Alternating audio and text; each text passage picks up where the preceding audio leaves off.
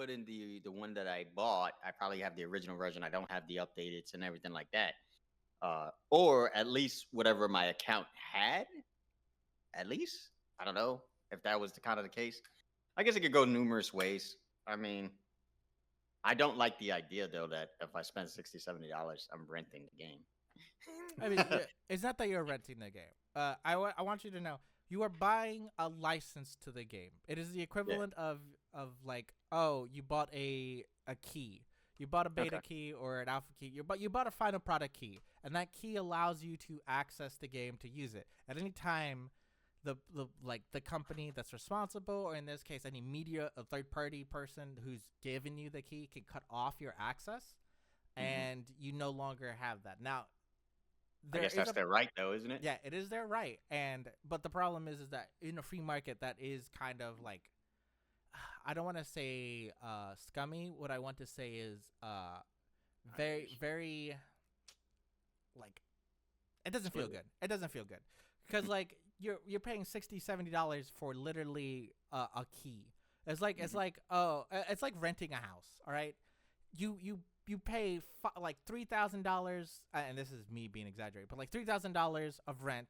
It's not exaggerating these days. Yeah, $3,000 of rent, and really what you're renting is the key, the access to the place. Once you get kicked out, you're kicked out. Like you nothing you own is any there. You can't go back in, and like it's like, oh, I painted the walls, I bought new carpet, I bought furniture for the place, and I get no more access to any of that because I get kicked out of the house. So that is how it feels to the gamers. Well, that'd be wrong because that's your personal property, so they would have to give you that. Well, not the paint. The paint is on you. The paint is on you, exactly. So like, you lose all the time you spent painting. You lost all the money you spent painting the house and things like that. It's like you made the choice to paint this house, even though you knew for a fact that just because you've paid money to get the key to the place, that doesn't mean it was permanent. And correct. Like it kind of breaks our philosophy or ideals, because earlier in like the 2000s, when I bought a game, I bought a CD, and I know for a fact I'm going to be able to play this game no matter what, because it'd be the same equivalent. Like, I bought the house, maybe I don't like the house is no longer supported, and I'm not going to be able to get anyone to fix the house, but at least I own the house. So, do you know? Do you know? Because really, I'll tell you this though. In reality, do we though? Because really, we never really own the land. We say we buy land, but the government always owns the land. You always 100%. Pay taxes on the land. Yes. So if you lose whatever reason, you don't pay taxes on your land, you're gonna lose your fucking house too. Yeah. they'll flip the property up. Yeah.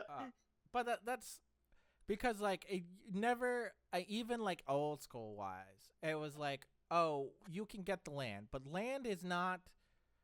Because nowadays, when you buy something, you buy a house. If you want to buy the property, you can buy the property, but it doesn't give you it doesn't give you the property. What people don't know about this, it doesn't give you property indefinitely down depth. You buy depth as well when you buy land. The government still owns the property underneath your land, and they are like the government will, or I say government, but like in America, the states are responsible for making sure that you have water utility, electric utility, and any other infrastructure that goes underneath, like wires, cables, plumbing, things like that. So unless you are buying 100% of the land, which is never gonna happen, maybe in Pennsylvania, but urban, like wilderness, like I'm talking about in the middle of nowhere, and even then you still have to pay taxes. You still pay taxes, but where they're not doing infrastructure on it, but like the government will say your property tax is you living in America, and that freedom tax. That's not what it's called, but that's what I'm just gonna call it. Not many people understand that that freedom tax is just a tax that just says you need to also contribute to all the infrastructure that we do elsewhere. There's nowhere you're going to be able to buy 100% of the land. There's nowhere you're going to be able to buy something and then live off the grid. That you can live off the grid, but it'd be illegal. pretty much it. Better go find a fucking stranded island. Even then, international law says no one Yeah. can own any island unless it's like owned by a specific country or things like that. Hawaii is technically a state of America or state of the U.S., but if it wasn't, it would be its own country like it was before. So unless you are on an island that has no government influential and is not tied to any state or government or country, it's still not yours because you can't own it. You can't own that. So unless you make yourself a government or an officially recognized body or entity. Yes. So. Well, I mean, you could do that. We could do it either way, however you want to do it. I mean, I think the Ari thing kind of connects to that if you wanted to do it based off a league and kind of tie it into the conversation. I already been recording. We were talking about something. I remember you recording. I'm already recording. No, Mike is chilling. I was just like, this is pretty much off the cuff. Yeah. We could just an off the cuff episode. There you go. Of just like us bullshitting. You have a whole content there, and you see me chilling. Yeah. I mean, Mike, what? Because I know we've played League of Legends, but I don't know. I think out of all of us, Mike has probably spent the least amount of money on skins in League of Legends. No. I definitely think I spent the most. No. When I was like into League, I spent a whole lot of money. Yeah, I didn't spend that much. Mike, I own every ultimate skin in the game. It's hard for me to think of how many skins I have. That's ultimate, prestige, or whatever they call it. Yeah, I have a lot of prestige skins, but I grind for majority of those. I have every ultimate skin. I probably spent maybe 300 to 400 over the years, maybe. I think mine's minimally 4 digits. I think I spent at least $1,000 in League. Okay, yeah, you're the most. Never mind. Yeah, I was about to say. I think I spent at least $1,000 because I did 600 the most. I think. Every time if I want a prestige skin, I would buy the battle pass because that was the only way to get the prestige skin. Remember, I took a hiatus for like 4 years. I wasn't around League for. Yeah, you. So that's why I was like I know I'm the least because I wasn't around. Yeah, even like when I'm on hiatus, I'd be like, oh, this is a new skin that comes out and I want it. I'm gonna go play back just for the pass, just for the event. That's what happened with the Soul Fighter. With Soul Fighter, I came back. I was like, oh my god, these skins look amazing. I love it. It drew you back in. Yeah, it drew you back in. But like that's a good thing about like free live service games though, because that means like I could go back at any time to go play them. There's perks. I'm not saying there's not perks, but I think the issue with it is just simply like you said. You have to understand that those servers are eventually going to shut down one day, whether you like it or not. And all that money you spent, it's out the window. But then again, look at it like in reality. Do you still wear the same clothes you wore fucking 20 years ago? No. You outgrew them. Yeah. Exactly. Or style has changed. Years ago? Yeah.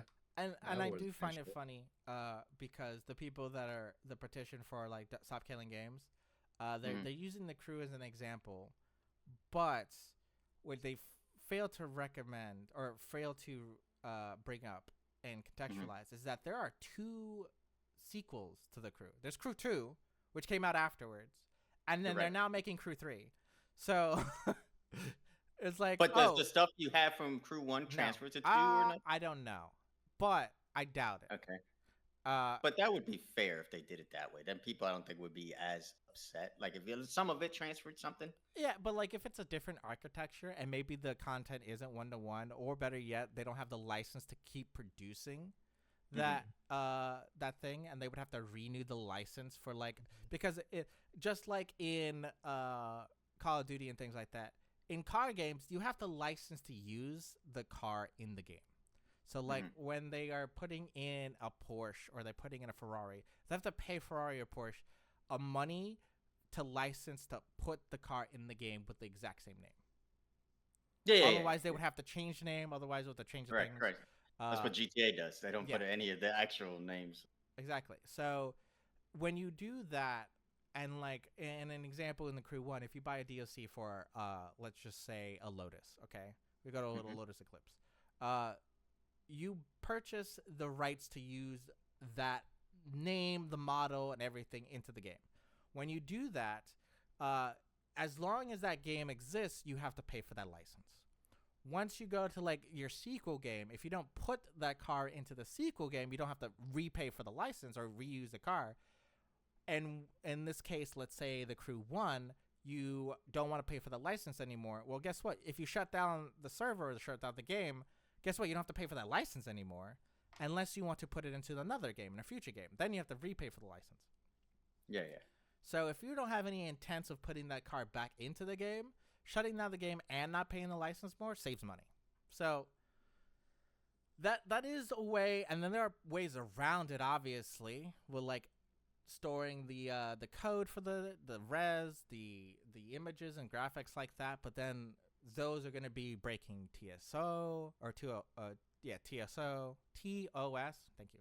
TLM, something like yeah. TSO, term service outage. Term service online. The terms of service for like taking their stuff and then using it without their permission and their proprietary and things like that. So it becomes like a weird legal issue. And the killing games, like, I agree with the premise. I do think games should be supported, not indefinitely, but be allowed to have people take their responsibility and host the games, to be able to play the games. And I've never liked true online, like only online implementations like Call of Duty, because like if I want to play single player by myself, why the hell do I have to connect online? And I know the pros in it. I know the pros on it and everything like that. But man, it feels real bad when I just want to play by myself and just want to relax and just go, I just want to play. I just want to shoot people. I want to play the campaign mode, whatever. And I have to create an account to get online to play a game. It's a lot of extra steps. It's kind of annoying. Yeah, that's I get it, and I can see why people are either pro for it or against it, and I guess I can see both sides of it. Really, that's, I mean, you're. I think we want so many different options in reality. You just got to understand some things are just not going to be in your favor as the consumer. In reality, it's just not going to be in our favor, and a lot of gamers, need to accept that. But I feel like, you're gonna have that minority, or You don't need to accept it. It's just yeah, but We can I mean, yeah, but you got to learn how to move. You got to learn how to move. You're not gonna win every battle. You're not gonna win every battle. No, you're not. So, like, I get it. I can see where your frustration is, but we talked about it before. If you don't like what they do or how they do it, don't support it.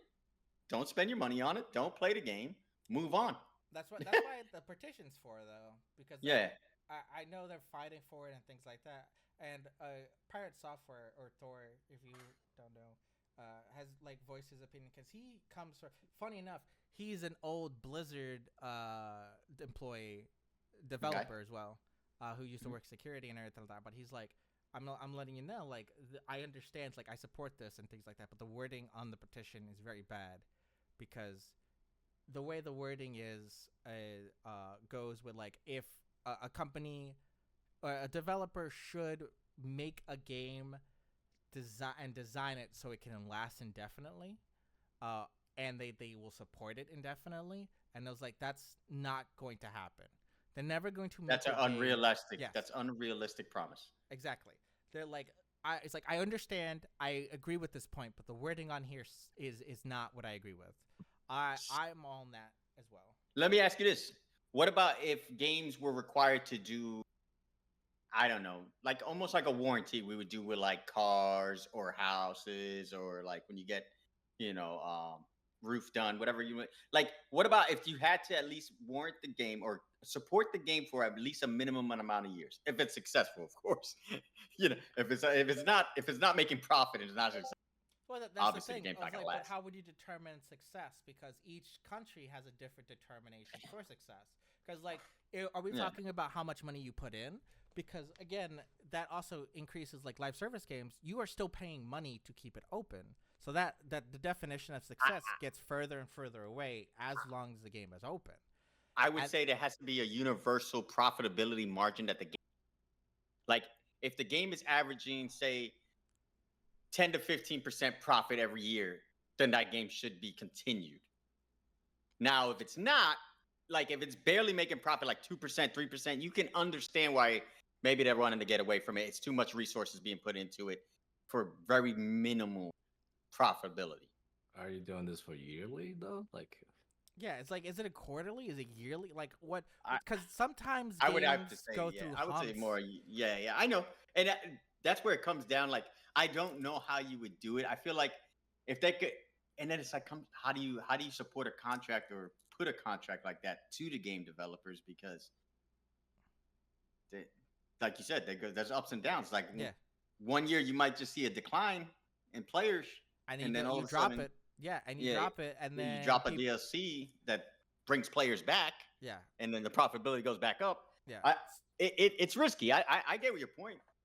That's why I said that indefinitely is unrealistic. It's just unrealistic. Yeah, unrealistic. And with that, if they were to implement that, people would just not make those games anymore. They're just like, instead of putting myself in that position, I just won't make those kinds of games. Instead, I will make a multiplayer only game, which would require online only, and people would understand. League of Legends example. Or I would make only single player games that have no multiplayer, they have no DLCs, nothing like that is ever going to come out, and you guys can play that indifferently. But if I'm going to make any game that's in between, there'd be too much of a drastic like need into it.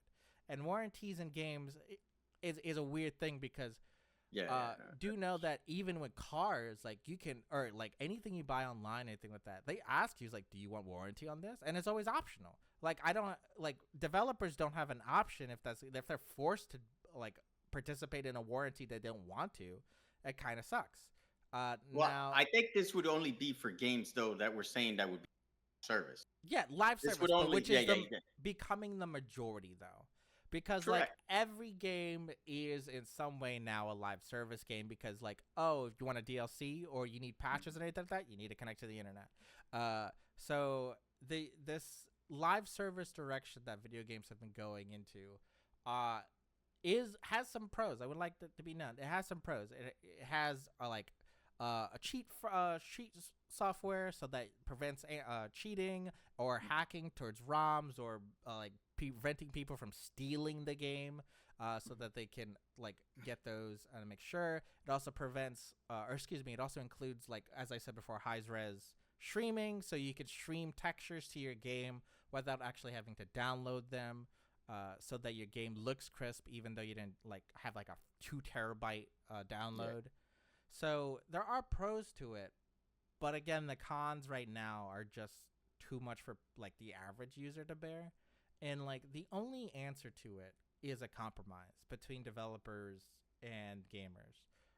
And that compromise, it could come in many forms. Like there's an idea that like, oh, we should have the access to servers, or like when the game goes out that we should have the ability to get servers done, or maybe an on-demand server where like people can pay a subscription and that subscription will pay for a server that keeps going, and then if you don't pay for the subscription, the server will just shut down. And then what about this though? What about if we put a cap? Kind of like, all right, so you know how like the rent is getting out of control because there's no rent control and stuff like that. What about if there's a control on these live service things for like the prices of skins, the prices of chromas, the prices of DLC? Because let's be honest, the reason we even started talking about this was that ridiculous price tag on Ari, the League of Legends thing. Yeah, faker skin. Correct. What about, that's a compromise in a sense. Like you can't be charging these ridiculous prices. You're not going to have this server anymore. This is going to be gone eventually one day. That's reality. Nothing lasts forever. So that indefinitely thing, that shit is unrealistic. Nothing lasts for fucking ever. And there's not even going to be a player base for these games 20, 30 years down the line. I don't know. League of Legends may be different. But League of Legends may last indefinitely. Yeah. Well, there's WoW also. There's games that have. I might die before League of Legends dies, okay? But what about something like that? Do you think that's even an avenue? Because I feel like they're getting a little out of hand with the prices on these skins or these DLCs and these bundles, even even But like the game bundles that you do for those live service games that you get the ultimate edition, right? But at least back in the day when you got an ultimate edition, you got stuff physically besides the game. You got memorabilia, so to speak, for the game. You got things for it. In these ultimate digital editions and stuff like that, you don't get nothing. They're all in-skin game, like it's in-game skins and stuff like that. You don't get nothing physically for it. And my thought is for that is that if we do put a cap, then that also limits the amount of effort the developer will put into it. If you get Shame like on for them. exactly for an Ari skin though, the Ari skin looks fantastic. Yeah, like if we take out the price tag for it, which is like $500 to get the skin. yeah, but it's more than that you're getting though. Yeah, no, it's no, more no. than that, but I'm just saying the bundle to get it is $500, and that's the only way to get that skin. Is to pay $500. You can't buy it singularly. You have to buy the bundle to get that skin. So minimally minimally you are paying $500 to get that skin. If you include everything else, yes, it's a bonus, but that doesn't discount the skin. You still have to put $500 to get the skin. Now, the thing is that if we take the price tag out, the skin looks amazing, but they're making it amazing because they know that it's going to be in a $500 bundle. If we cap it to like say, you can, and this is just a number I'm throwing out, $50 is the most you can spend on a cosmetic, or the most you can charge for a cosmetic. The company is only going to be like, all right, we're going to put enough effort that this is a $50 skin.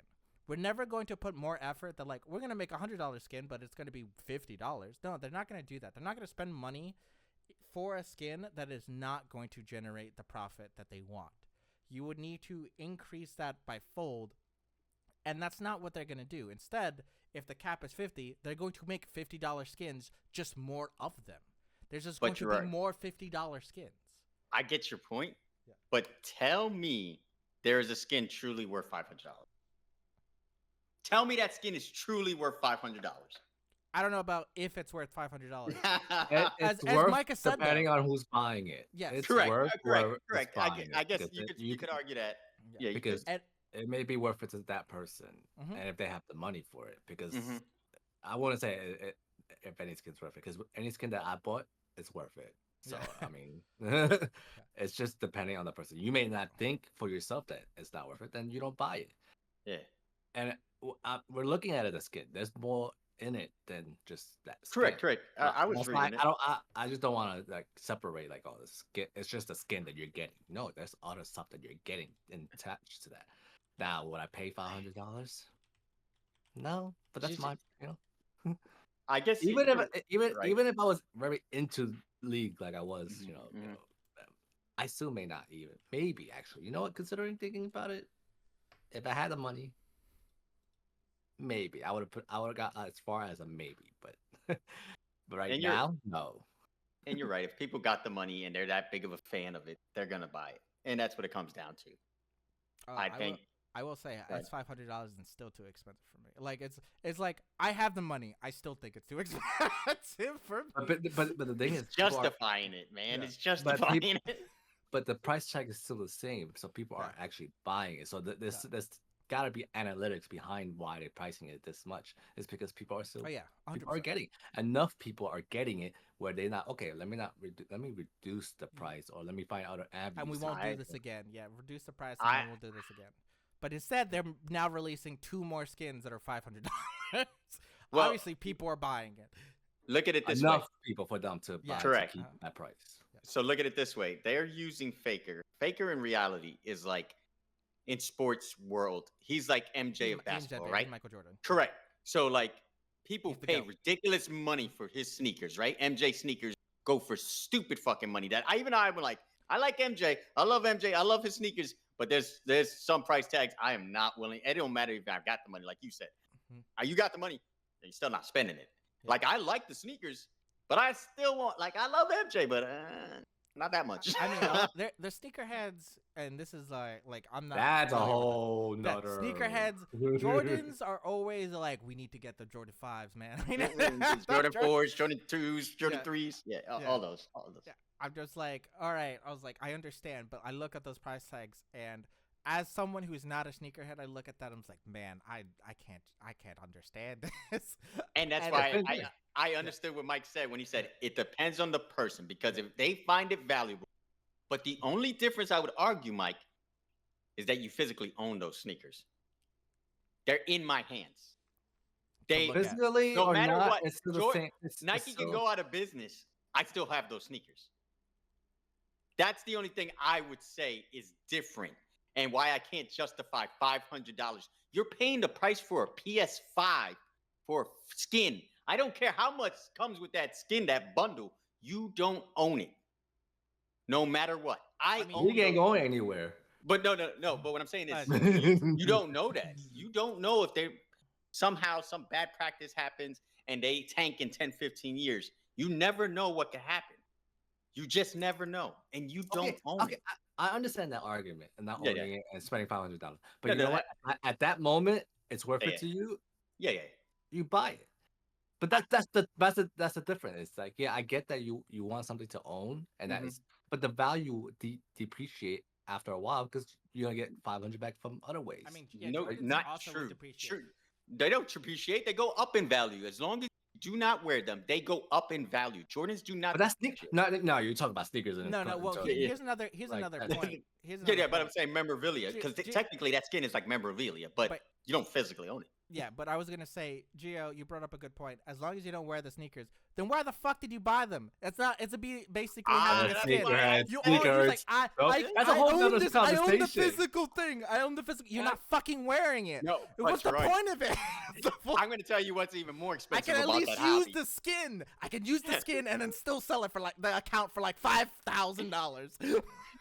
This is what makes the hobby more expensive, because they would actually buy one pair that they don't wear and one pair that they wear. Exactly. That's what makes it worse. Stupid. That's like, imagine it was like, oh, I need to have Ari skin, but I need to sell the account as well. So I'm gonna buy one for my main skin, my main account, and then I'm gonna buy one for my Smurf, and then sell the Smurf account. But to be fair, sneakers, this is different. They really kind of, because 20 years down the line, you're making all that money back when you spend those two. When you spend on those two account, or even 10 pairs. If the account is still around in 10, 15 years, if Riot's still around in 10, 15 years, I'm not even gonna worry about $500 at that time. I got you. That's I'm saying why I couldn't justify me spending $500 on a skin. That's all I'm saying. I will say this: depreciation affects more, like depreciation and appreciation affects like physical items more than cosmetic or in-game items, because you can use an in-game this may be like a little bit it like nuanced, because there are some like MMOs that have like that, but if you put them on and you use it, it immediately locks to your character. So trading that on a market board or anything like that, the economy for video games is a little bit different than the economy in the real life, but depreciation is affected more in real life than it is in games, because a thing that is limited in a game is effectively limited forever. In IRL, is it though? In IRL, though, you can do reproductions of it. Let me make an argument for you, though. So remember, this skin is attached to Faker. Now, just like in real life, say some scandal happened against MJ, right? Later in the, hopefully not, but later in life, right? Like any big celebrity. Anything that was once with their name, tied to their name, has lost value. If something happens with Faker, right? 15 years down the line, a scandal happens. That skin ain't worth shit. That account ain't worth shit. I don't know, actually. What do you mean? Because it depends on what happens. If it depends on what happens. Depends on the scandal, No, I agree. But what I'm saying is, if an O.J. Simpson's case scenario happens, it's not gonna have the same value. I don't think Faker is capable of killing anyone. No. But that's the point. I don't know. I watched Worlds. I watched Thrones. I watched him wreck people. I was like, that man's a cold-blooded man. He's cold and calculating. He thinks this shit through. Which that only means that he just wouldn't be caught for murder. That's all that means. That's all. What I'm saying is, because you said that depreciation is not in video games, this would actually be IRL affected it's by. Go ahead, I think I talk about the depreciation in terms of like, have I used a skin enough to make it value last until I wanted it to? Mm-hmm. That it reach up to like maybe 500. It's the same thing about in real life. Like if I buy a car, well, not a car. Let me take a different analogy. Cars are. If I buy an expensive blender, right? Mm-hmm. And I don't use it, well then that's my fault. I'm screwed out of it. But if I use it to the point where I'm using it every, where you got your money's worth, basically. Yeah, get my money's worth of it. So I can understand like spending 500 if you have the money, of course. Mike, and you would using it. You would have to play League for 10 years with that skin on to spend the money that you previously spent. But it's subjected to yourself. But it's subjected to yourself. 10 years? Like the question is. He said he spent 600 in the first 12 years. He would have to play with that skin for 10 years to get his money's worth. Well, the thing but that's subjected to the person. Yeah, as well. How much do you think each day or each hour of League is to you? That's the question. Yeah. If you're enjoying the game a lot, that skin may be like paid off in your mind in like a month or a year. Yeah. But if it's like you never play the game anymore, maybe like 5-10 years down the line, you get back to it, you have the skin, you're like, oh, I haven't been able to play the game with this. I'm wasting my money. But who knows? Maybe you didn't waste your money. You come back, you see that it's like maybe that was the reason you come back.